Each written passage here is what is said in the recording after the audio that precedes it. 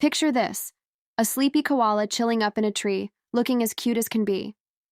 But here's the funny part. Koalas actually sleep up to 20 hours a day. They're like the true napping champions of the animal world. Why, you ask? Because their diet of eucalyptus leaves doesn't give them much energy, so they need all that sleep to digest it. And here's another quirky fact. Eucalyptus has a natural sedative effect, which means koalas are basically munching on their own sleepy snacks. So, when you see a koala dozing away, remember, they're just living their best, sleepiest life.